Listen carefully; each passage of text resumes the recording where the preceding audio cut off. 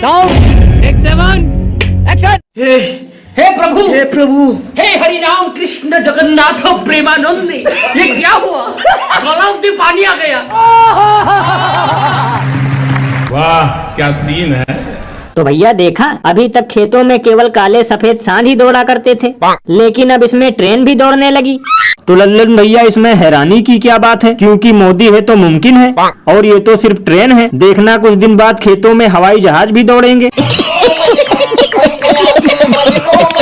क्योंकि लल्लन भैया सिर्फ 10 सालों में ही ट्रेनों का ऐसा ऐसा कायाकल्प हुआ है जो पिछले 70 सालों में भी नहीं हुआ था। क्योंकि कहीं छत टपक रही है तो कहीं धक्का लगाया जा रहा है, तो कहीं छाता लेकर रास्ता दिखाया जा रहा है, और कहीं कहीं तो इतना विकास हो गया है कि रेलवे स्टेशन पर ही मछली पालन का कार्य शुरू हो गया।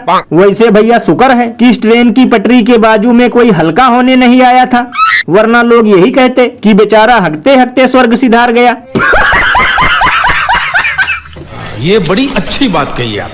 ये बिल्कुल सही कहा आपने। वैसे भैया मेरे हिसाब से तो अब रेल का नाम बदलकर फेल रख देना चाहिए, क्योंकि बेरोजगारों से ज्यादा बुरी स्थिति तो आजकल इसी की है। क्योंकि आए दिन कुछ ना कुछ नया कांड हो जाता है। बताओ, पहले लोग कहते थे गई भैंस पानी में, लेकिन अब लोग कह रहे हैं गई ट्रेन खेत में। और अभी तो रुको, क्लाइमैक्स अभी बाकी है। आज की कांग्रेस यानी ये अर्बन नक्सल का नया रूप बन गई है। फेंको फेंको अपनी पूरी शक्ति के साथ फेंको। कांग्रेस देश की एकता पर लगातार हमला कर रही है। कांग्रेस हर रोज एक नया झूठ बोलती है। तो भैया सुना, मोदी जी कह रहे हैं कि आज की कांग्रेस अर्बन नक्सल का एक नया रूप बन गई है, और ये हर दिन एक नया झूठ बोलती है। और आजकल तो कांग्रेस ने देश की एकता पर भी हमला करना शुरू कर दिया। लल्लन भैया ये मोदी जी बिल्कुल सही कह रहे हैं। कांग्रेस वास्तव में नंबर 1 की झूठी पार्टी है, क्योंकि ना तो इसने हर साल करोड़ों युवाओं को रोजगार दिया, ना तो इसने सबके खाते में 15-15 लाख डाले, और किसानों की दोगुनी आय भी इन लोगों ने कर दिया सांड के हवाले।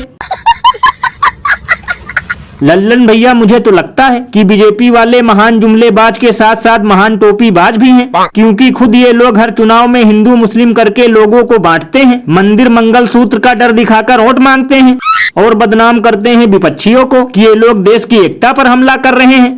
भैया इसीलिए तो इस पर महान कवि बाबा लपेटू दास ने कहा है कि जो सुबह शाम लोगों को बनाए उल्लू और झूठ बोले भर भर कर बाल्टी, उसी का नाम है भारतीय जनता पार्टी।